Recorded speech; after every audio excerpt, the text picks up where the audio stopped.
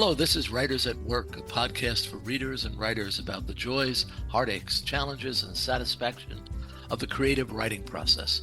I'm your host, Jim Fusilli. Joining me today on Writers at Work is author Kate Greathead. Kate's latest novel is The Book of George, an ingeniously told tale of, George, who we meet at age 12 and follow until he's about 40. It's her second novel. Her debut, Laura and Emma, displayed a keen eye and ear for the idiosyncrasies of blue blood New York in the 1980s. Library Journal called it unputdownable, which is high praise, I guess, and Esquire said it is an incisive comedy of manners about class divides. But you may have met Kate long before Laura and Emma was published in 2018. At age 7, she was selected as one of the subjects of the documentary Age 7 in America, patterned after Michael Apted's Up series, which revisited with people every 7 years of their lives. Whereas the UK series followed its participants into their 60s, the US edition, despite narration by Meryl Streep, was canceled after one season. Or you may know Kate from her appearances on NPR's Moth Story Hour. A multiple Moth Slam champion, you can find her charming stories sprinkled here and there on the web. Kate and I will talk about many things, I hope, but I'm still in the grip of The Book of George. So I'll begin there and we'll see what happens. Kate Greathead, welcome to Writers at Work. Thank you, Jim. Kate, I really love The Book of George. And before we discuss why, would you mind describing George for us? The book or the character himself? The character of George. Okay, George is a guy who he's a very old millennial. He's my age, and we meet George when he is an adolescent, and yeah, it's funny. It's hard to describe the character without the book, but he's basically a guy who I knew a lot of Georges Wow. in my I want to say youth, and I'm using that word to describe young adulthood too. The sort of guy who was good at a lot of things growing up, had a lot of confidence, and just sort of assumed that he was going to be a big shot. And then he gets older, or he, is done with the school phase of life, and he has to figure out exactly who he's going to be and how he's going to be a big shot. And basically, George cannot make up his mind about what to do or commit to following through with anything. And so he's this, semi-talented guy who has a lot of potential, but he's also kind of a disaster. Yeah, the word hapless came to my mind when I was reading the book. Yes. Can we agree that George is never not immature? That he doesn't fully accept the responsibilities of adulthood, and also he's overly dependent on women who have lives of their own. Is that fair? I would agree with all of those statements. Yeah. Yes. Do you like George? I do. Oh, you do. I have a deep fondness for George. I mean, of course, I find him, incredibly irritating and exasperating, and at times, absolutely infuriating. But I could never write a book about a character that I just didn't like at all. Ah. And I confess to having a fondness, in general in life, for people who just can't help themselves in some way or another. Why? You sound surprised. You didn't expect me to say yes. Well, you are always respectful to George. I'll give you that. For me, I just wanted to give him a smack. And this is the crux of really why I wanted to talk to you, because you've managed to write such an enjoyable novel, and I really did savor that novel. But to my mind, the protagonist is self-consumed, does nothing, mostly oblivious, and yet I just love the book, and I love the book despite the protagonist. And I confess I was never rooting for him, but I never stopped wanting to know what was going to happen, and I think that's a tribute to you as a writer. Thank you. That is very nice to hear. I'm very interested in people's reactions to this book because they are different. And I'm especially curious by male readers. And your because a lot of you read these things on Goodreads, and a lot of people say what you started out saying, that they wanted to smack him. But they say ultimately, I don't know why, but I was rooting for him. And I think maybe as a man, I don't know, it just interests me. Like you were not rooting for him. Which is I don't know, that's sort of exciting for me to hear Yeah, that. I'm old enough to have been George's father, and so Yeah. I have to say that I really the character I liked most was George's father, Oh, and darn it, you took him away from me way too soon. I know. He I was, yeah, yeah. No, go ahead, please. I mean, He he's was initially not going to be in the book at all. In my first Mhm. back, he didn't exist. He was just sort of a specter. And then I put him in a little bit, but that's really interesting to me because he's barely there. Yeah, yeah, but Um, he likes to shop.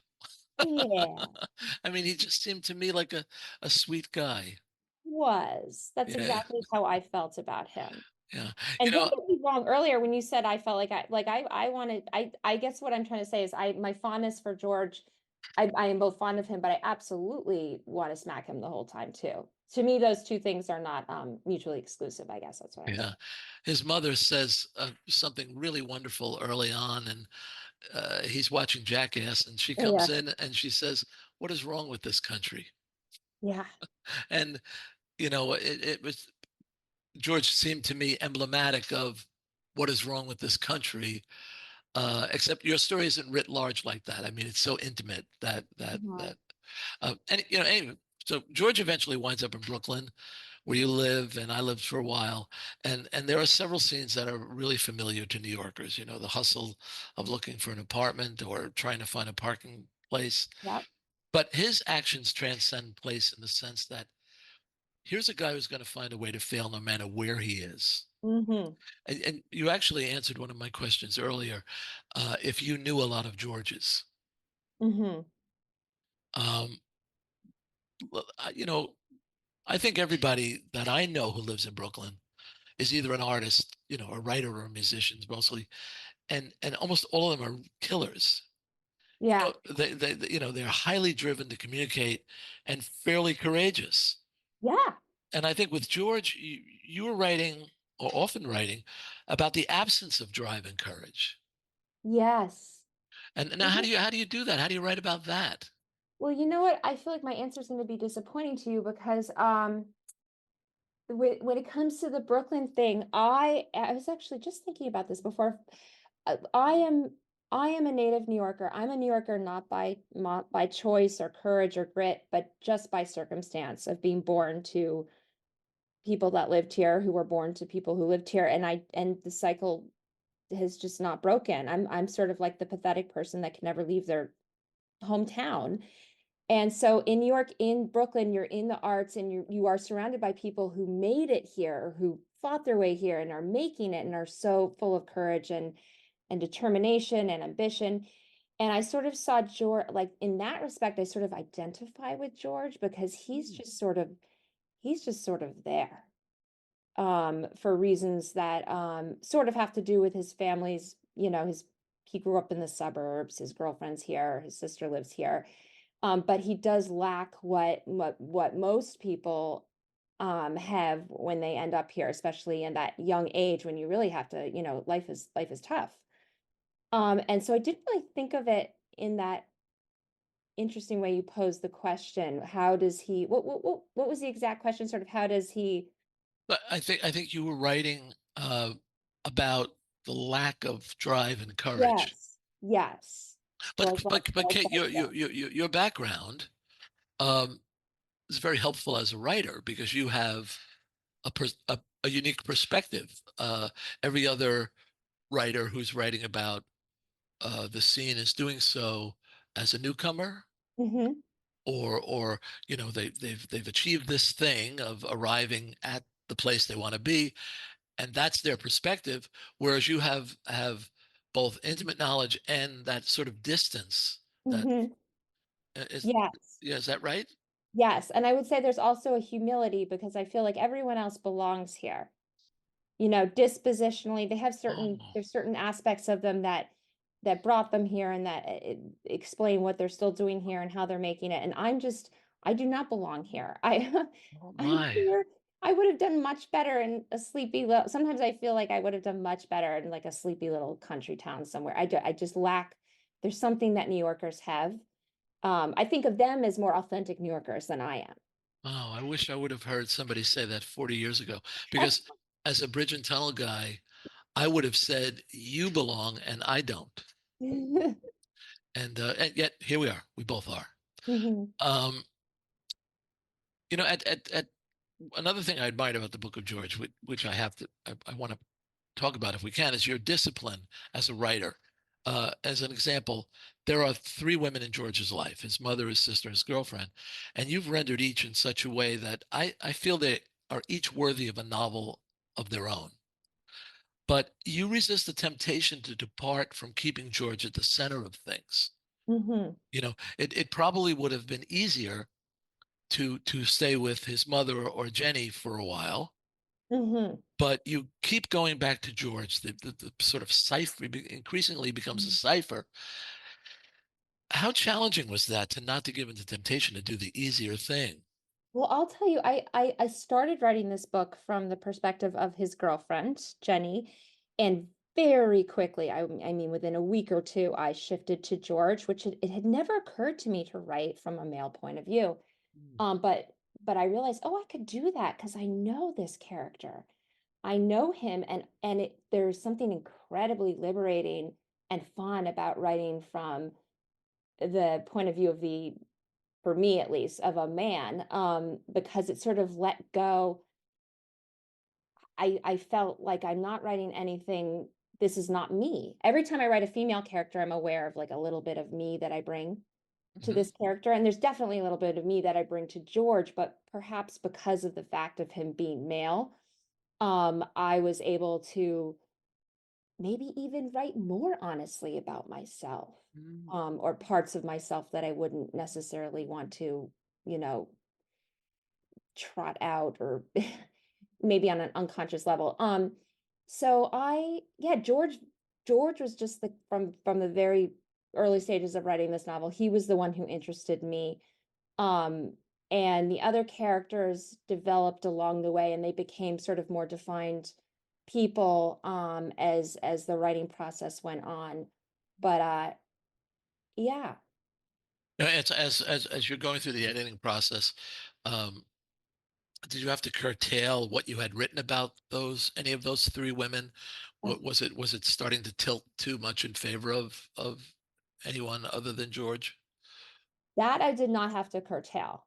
Ah, Um, and I'm glad that you found them interesting and worthy of their own novels because I did feel like they got a little short shifted. Like I felt like there was, they were all there, they were all existed in the novel just for George, you know, just to as sort of counterpointing, just as they existed for George. right. And I didn't really, except for Jenny in the final chapter, I didn't really give her anything more. Um, so I didn't have to do that, but at the end of the editing, I mean, half of the book is left on the floor at the, I sort of write a book like a person films a documentary, you know, just like Right. hundreds of hours of footage. Right. Right. Yeah. No, I wondered about that. I wonder. I have to admit, I was not reading the book as a reviewer. I started just enjoying it. But every now and then I'd say to myself, oh, I wonder if she was tempted to give Jenny a few more paragraphs here or let Cressida go off a little bit more.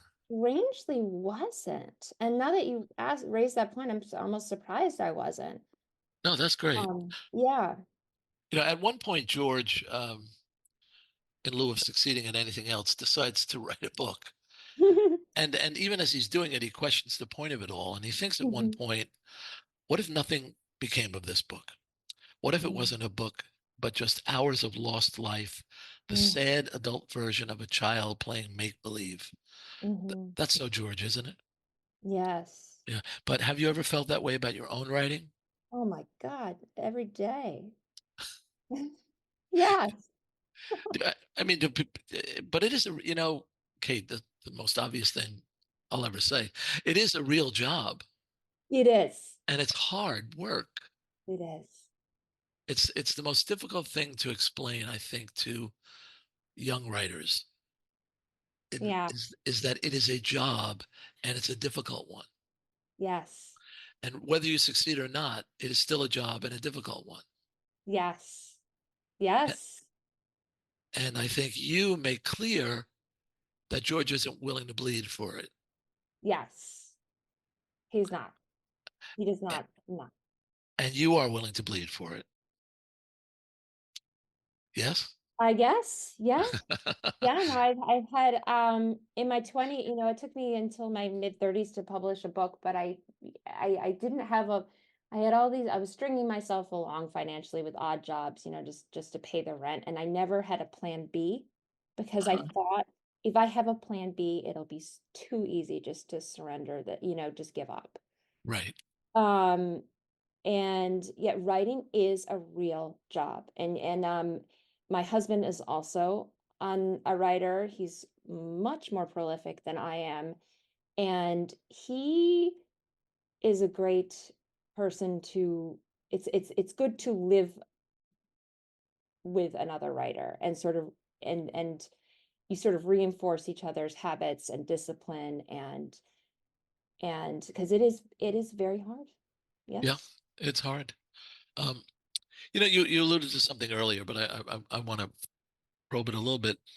Um, did, did you so how once you decided to shift the focus to George, um, did you continue to develop George through the various drafts, or did George sort of emerge more fully formed so that he was pulling you through the story? I would say the latter. I Uh-huh. felt like I knew George fully right away. And one of the challenges of writing a book about him is that he does not um transform to the degree that I feel like you expect in a conventional novel, a character to overcome their issues and evolve. So I recognize this is going to be a tricky character to write a whole book about.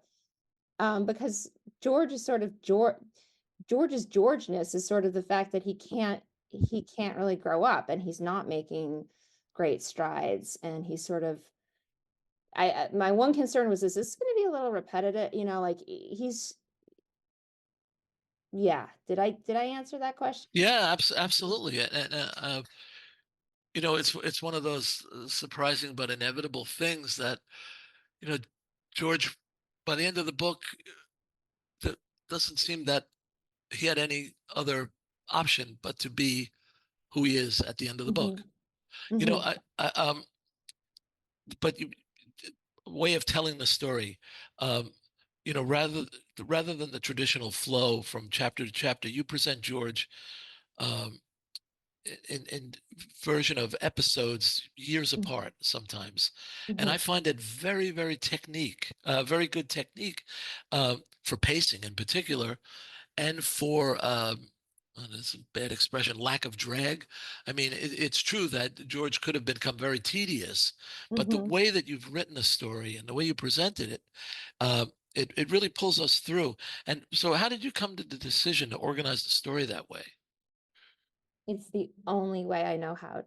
Right. Is that true? Is that Yes, wow? for years. I got an MFA and I remember for years just struggling because you learn like you have to there's certain conventions to writing a novel, and I just felt like I really struggled with the traditional conventional plot.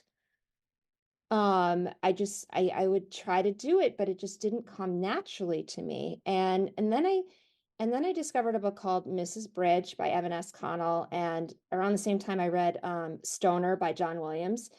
And both those books are a portrait of a person over time. And both those books had a huge impact on me as a reader. I just was bowled over by them for different reasons. And I realized, oh, this is another way to write a novel, a study of a person over time. And that also um, it sort of spoke to one of my larger questions that I'm always thinking about in life and as a writer, which is how do people really change and to what degree, and how much are we the same person we are when we're younger as we get older? Um, when I was a kid, I was in this documentary called the Up series, which takes a bunch of there's a famous one in Britain that took a bunch of kids and studies them over the course of their lives, interviewing them every 7 years. Hmm. Sort of a longitudinal study of character development, and you could look at it a bunch of different ways. But that question always fascinated me. How do people change over time? And do they really? Yeah, yeah.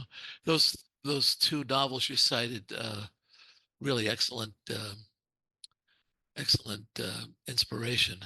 But one of my little things is if I talk to an author and say to them, "What are your favorite novels?" and they say stoner, I think, "Oh, okay, this is my guy." This is.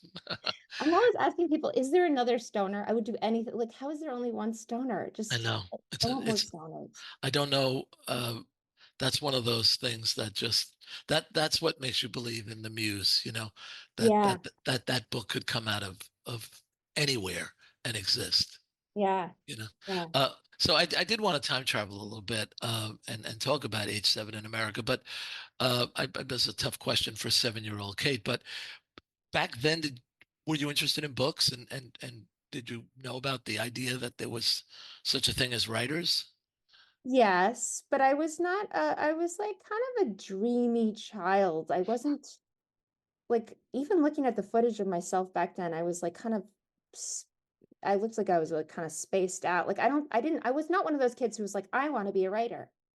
I was Right. just sort of, I was in my own little world, and maybe that is part of being a writer. But I did no, I was not one of those kids who knew from a young age, or could say that I knew and declared myself on that path.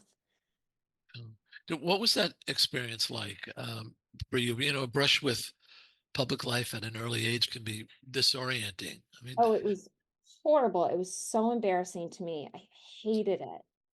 I mean, when I was 7, the film crew actually showed up in my life. That part was fun because I was, ooh, I'm going to be in a movie. I'm getting all this attention. All the, people are, I remember when they came to my school feeling, special and excited. But then when I saw the film itself at age 8, and one of the aspects of the film is I forget, 16 kids from who represent different segments of America. And I, at the time, went to a private school in Manhattan, and I was the privileged girl. And they showed my life contrasted to a boy who lived in Manhattan in a housing project, who was just an amazing, just amazing kid who grew up into an amazing person. I just basically I felt like deep shame about privilege, yeah, and yeah. and deep, deep, deep, deep shame. And I don't think it ever went away. And I think that would have happened anyway. And my family wasn't especially like, we were not, but I did go to a private school, and that's Um, and it also made me deeply self-conscious about the way people perceive you, and making, I, I I think I'm a self-conscious person anyway, but I think being in that film made it a lot worse at a much younger age. And I Did you? think I like lifelong results. I think that lifelong impact, I think it sort of made me want to become a writer. And you used some of that emotion in Laura and Emma, I assume. Uh-huh. Yes, Yeah. yes, And yes.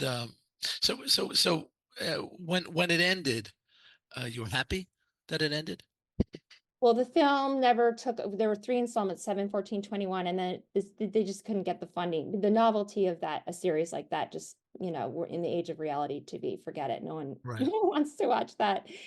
But so I was relieved, but I also, there's a little part of me that felt like, wait a second, wait, we're not interesting enough. Um, like I couldn't help but feel like almost mildly insulted. Um, but yes, I was mostly relieved. And I You know, I, occasionally have a nightmare that I get a phone call like, "Oh, we're reviving it. Get oh ready." no. I want to talk about writing for the ear, Mhm. as you do for your moth appearances and some other places. The pieces I heard are in a different voice than your Mhm. voice in the long form prose, of course. Um, but what is it like to write as you, as opposed to the God narrator or in the voice of a character? You mean when I do, like, tell a personal story at the Moth or Hmm. something like that? Hmm. You're really putting yourself out there when you do that. Yeah. It's weird because I would think that would be when I think about it that way, it's terrifying, but, it's so much fun because it feels part of it is just to the difference between, sitting alone in your little room in front of a computer screen versus standing up and having that immediate reaction and sense of whatever story you're telling received. Yeah, Um, and just you just I just there's a certain kind of dopamine hit I get from that experience.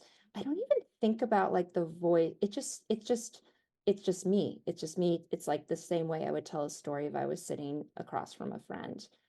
yeah. But it is the you. It's It not is the like the me me. It right, is the right. me me. And why don't I write in that voice for my books? I don't know why. No, Maybe I will. Yeah. I I don't know how it could be done. I mean, I'm sure there are certain people who would just love to lay themselves bare at all times and in all situations. But I think one of the things that being an author allows us is to um, conceal and to protect. Hmm.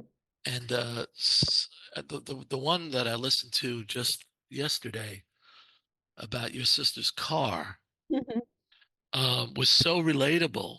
Hmm. Um, and when how do I say this properly? I don't get the sense that you're acting out the story. Hmm. I get the sense that Kate is telling me a story, Hmm. and I think there's a difference there. Yes. Because I am not an actor. I'm not a performer. I'm terrified of the idea of acting or performing on a stage terrifies me. That story came about because I was so embarrassed of my right after that incident. I just felt such deep shame and I was telling a friend, "Oh God, I'm so embarrassed about this thing that just happened." And I told her and she just started laughing. I didn't even register the humor of it until I told her. And then I thought, "Oh, maybe that would work for the Moth." And that's how all my Moth stories come about. It's a story that I've already told to a friend who who helps me realize that it's actually oftentimes my stories are like that, something kind of humiliating or some failure on my part. And then I don't even register that it's funny or entertaining at the time until I confess what happened to someone. And then I get back up and do it in front of an audience. But it Right. is me. It's what we were saying before. It's just me telling a story. Yeah. So when you this question is not fully formed. When you're doing a reading from one of your novels and you come across a section uh, that is personal, Hmm. do you have the thought of, "Oh my God, this is me," or um, do you feel the distance that you don't feel when you're doing a moth type presentation? Um, No, I would say I do feel this is me, but it's me. If anyone knows me, they could see that this is me. But I feel a little bit safer because it's fiction, and I can always I'm a little bit protected by that. I mean, it's me in ways that aren't, I could say this didn't happen to me, but the sentiment is there, the emotional experience is there. No, it feels like me too, but there's a layer of protection. Right, right. So what are you working on now? I I'm working on a new book and I when I'm writing something new, um I have no if I'm something is burning inside of me and that's making me write, but if I just try to explain it or talk about it, I'll have a total crisis of confidence. Okay, gotcha, gotcha.